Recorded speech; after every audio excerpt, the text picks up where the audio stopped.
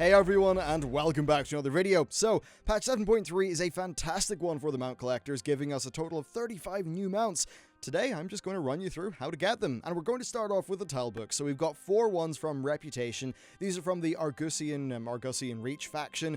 These guys have a few regular quests, but you're mainly going to be getting rep through world quests and emissary caches with them, similar to many other Legion factions. Just be sure to do all the available side quests on Argus in order to unlock the full pool of world quests. That'll get you just as much rep as you can get every day. Now, these mounts cost 10,000 gold, and they are going to require exalted rep, so it'll take a little bit of time.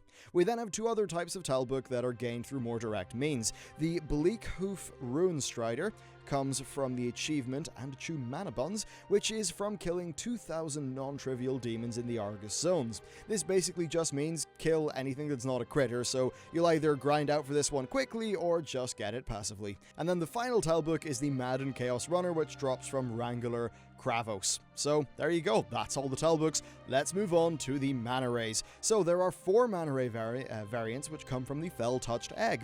This is a mechanic that works rather similar to the Oracle's Egg from way back in Wrath of the Lich King, where there is an egg, it takes a few days to hatch, and it may contain one of these mounts. So the eggs drop actually from 4 rare spawns. Varga is located in the Antoran Wastes, Kara and Sabul are from Makari, and then finally Narua, something like that, is in Korkun.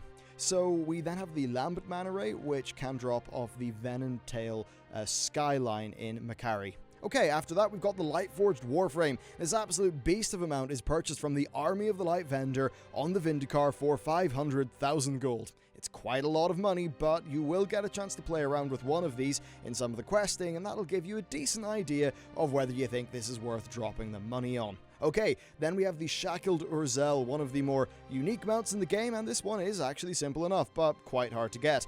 It comes from Mythic Argus, so that might take you a while to do. This also won't be available for quite some time, likely 2 to 2.5 months after the patch actually launches, and really it's just going to function in a similar manner to other Mythic-only raid mounts. Okay, let's talk about the Fel Hounds. There are a number of ones in this patch, and they're mainly found off rare elites. The Vile Fiend comes from Houndmaster Karax in Antorus. The Acid Belcher comes from Skrig the Devourer, and the Crimson Slavermaw comes from Blistermaw, who is in the Antoran Wastes. We're not quite sure about the Biletooth Gnasher, as its drop location is just listed as Argus, so we'll have to wait and see about that one. Okay, Eliks. There are 3 new types of Elik for us. These come from the Paragon chests of the Army of the Light faction, so once you hit Exalted Reputation, you will be able to get a Paragon box every 1,000. Not 1,000, that would be lovely, every 10,000 reputation, and yeah, this works the exact same way as the patch 7.0 Paragon reputations, where, you know, you just get a box every 10,000 and you'll probably be disappointed. Okay, the Violetspellwing. This mount is actually the one we rode during the 7.2 intro scenario. You get this by completing the Blood of a Titan quest. Now, that actually does involve you completing the new raid, so you won't be able to do this until 7.3.5 releases and unlocks Antorus. It seems to be quite similar to the patch 6.2 Moose, so I would expect it to be for like heroic or only difficulty, but that is speculation. Okay, the Lucid Nightmare. This is pretty cool. It comes from the Puzzler's Desire. What's that? Well, I've got no idea. That's the point. It is a puzzle. Luckily for us mortals, the fine people at the Warcraft Secrets Discord will likely crack this one and let us know what's up. You'll probably just see an MO Champion front page post for it. It seems like it's very similar to the Riddler's Mindworm of 7.2. Okay, next let's talk about Hounds. We've got 2 different types of Hound mount. They're both from raid content. The meta achievement for Antorus will give you the pretty darn fantastic Antoran Doomhound, and then one of the raid bosses, Shatug, has a chance of dropping the Antoran Charhound, probably similar to the Mistress Sazine mount that's in the game today. Okay, Dark Moon. So the Dark Moon Dirigible has finally been added to the game in patch 7.3, though it was of course added to the game files way back in 7.2. Now for fishing, a new mount has been added. We're not exactly sure how to get it though.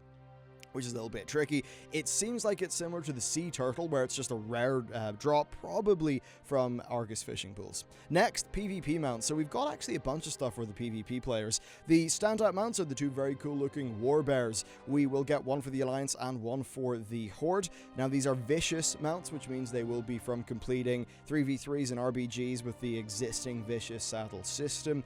Now Blizzard have, they've made their way through all of the racial mounts, so it's definitely nice to see we're getting stuff like bears and turtles instead of sort of the old stuff. It's nice to see something new. Now the vicious foxes do exist, have been added to the game, but they are not from the upcoming season, so they will likely be the new vicious mount for the season after the current one.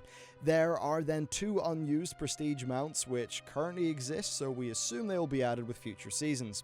Then for the more competitive guys, we have got 2 new Storm Drakes. 2 have been added, presumably one for Arena 5, or Season 5 even, and one for Season 6. Now normally we have 2 seasons per raid tier, so you'll likely have 2 to 3 months to work on each of them. Okay, so there you go, that is a look at how to get all of the new mounts that are available in patch 7.3. As you can probably tell, you're going to be doing a lot of hunting down rares, and actually a lot of this should be content that you're actually, well, out in the world doing, which is definitely nice to see. So, that's it for this video. I really hope you found it helpful. Thank you very much for watching, and I'll see you next time.